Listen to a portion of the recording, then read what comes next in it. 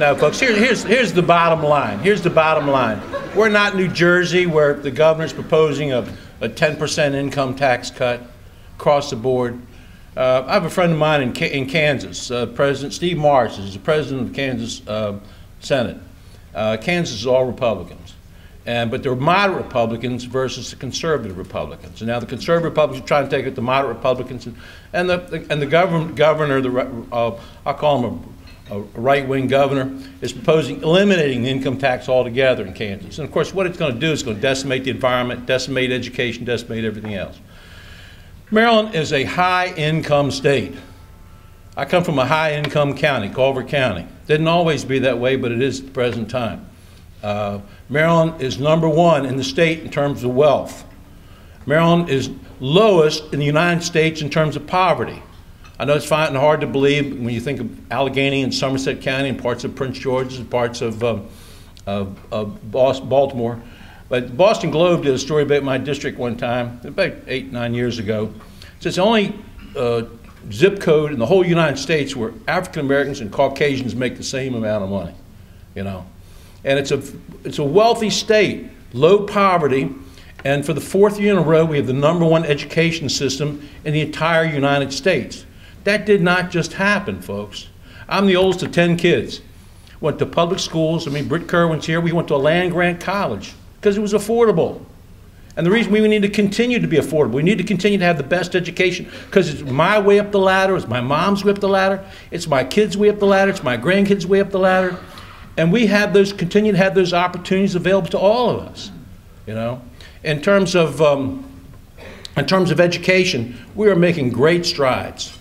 You know, this is going to be only the 2nd year in a row where we've increased education by how much? 3%.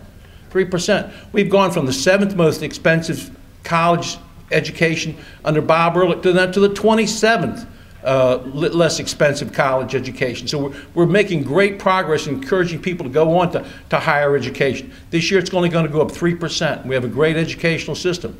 We have the #1 educated workforce in the United States, #1 in terms of doctorate degrees. The age, you know, when I first campaigned for office, you know, there was steel mills, there was Sweetheart Cups. This was 1962. I was working for the Republican candidate for governor. Sweetheart Cups, steel mills. We'd wait outside the gates and we'd campaign and campaign and campaign. People were making raincoats in Baltimore on Calvert Street. And those manufacturing jobs are all gone. Now it's an IT economy. It's globalization. You know, we're not, you know, Britt and I have had words back and forth at times of bringing the University of Maryland system together. 2 great research institutions in Baltimore and College Park, not because anybody wants to dominate everybody, but we need to combine resources because now we're competing against India and Pakistan and China, and we need medicine and engineering talking together. And so we can apply for these research grants and make things better because this is the jobs of the future. You know, it's not manufacturing, it's not the days of yesteryear. And in turn, we need to get transportation, like you said, we need to get the roads built. That transportation issue is a tough sell. You know, it's leaderships that lead.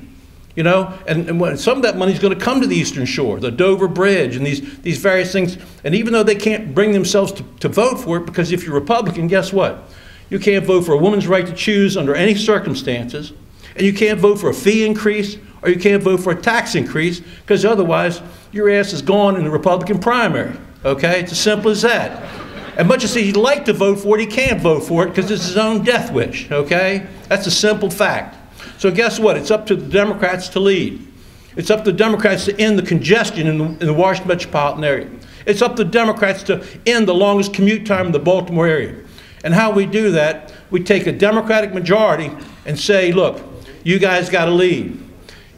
Yesterday I was in the, having lunch with the governor. And one of my senators from Baltimore City said, I ain't voting for no gas tax. And the person next to her from Baltimore City says, it's bad timing.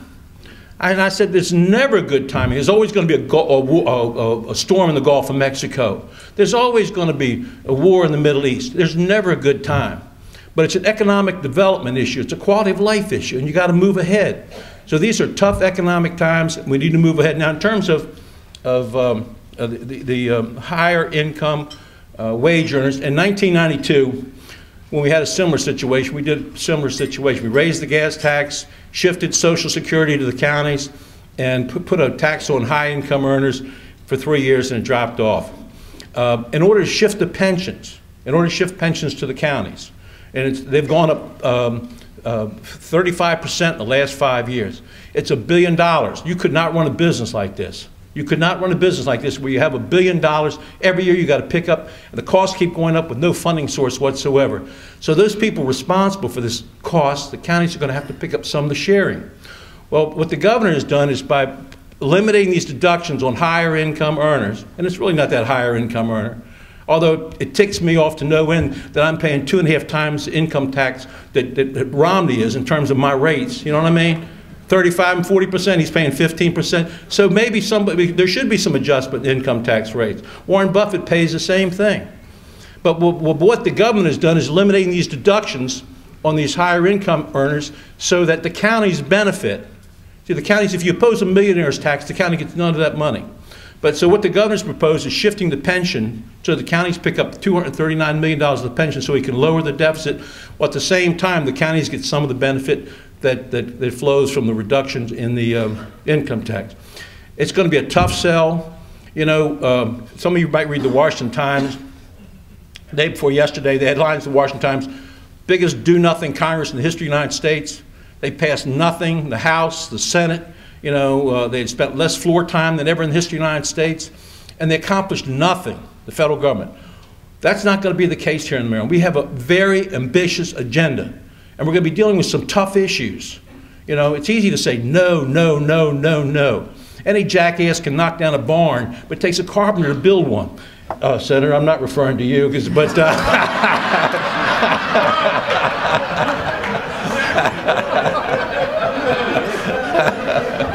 but we're going to build a barn. We're going to be carpenters. We're going to make the state continue to be a great state. And we're going to continue to be a great state for education, continue to be a great state for business.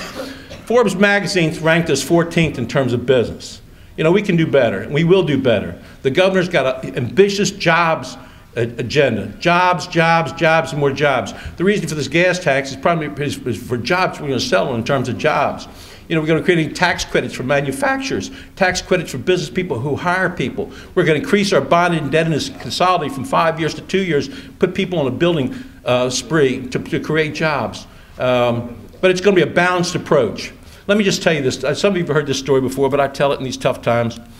I've been involved in politics for a long time, all these candidates for different times. And so at this time of the year, many years ago, I was down here, and my wife, we had a snowstorm, terrible snowstorm. It was a blizzard. And the farmers were marching on Washington. The farmers were marching. Does anyone remember the farmers marching on Washington? And they were circling the Capitol, the United States Capitol. The farmers, all their equipment from the Middle East, and the farmers were protesting. Well, they had no place to put them up in the blizzard. And so they contacted the local firehouses to put up the farmers. And one of my houses was Clinton Fire Department. So they sent the farmers down to Clinton to keep them and their equipment. And I get this emergency call from my wife. Emergency, emergency, you got to come home immediately. I said, Patty, I can't come home immediately. I'm down here in Annapolis, it's a blizzard. She said, well, your horse is not getting taken care of. I said, Patty, I don't care. Somebody's got to take care of the horses. I can't get home. She says, there's this, the farmer, the chief of the fire department, called me and said, I will plow your driveway so you can get to your horses. And I said, well, that's great, Chief. I thought that was one of the benefits of being a state senator. The fire department comes, plows my driveway so I can take care of my horses. And so my wife called me up and says, you got to understand, there's this piece of equipment going up and down our driveway. You got to come home immediately. Come home immediately. I said, Patty, I'm stuck there. I said, but you know, you don't understand it. The farmers marching on Washington, they put him in the Clinton firehouse, and the chief said he can clean my driveway. She said, but there's this piece of equipment going up, and it's bigger than our house. I said, well, Patty, it's probably a corn picker from Iowa, Kansas, or something like that. She said, but the neighbors are out there taking pictures. I said, so what? They've never seen a corn picker either, Patty. You know, and she says, but they got signs on the picker. I said, so what, Patty? She says, all 4 signs say Jimmy Carter sucks. You know what I mean? You know? And the reason I tell you that is this is a Jimmy Carter sucks time to be in government right now, okay? But we're going to do our very best. And with your help, we're going to get through it. God bless you. Thank you so much. Bye.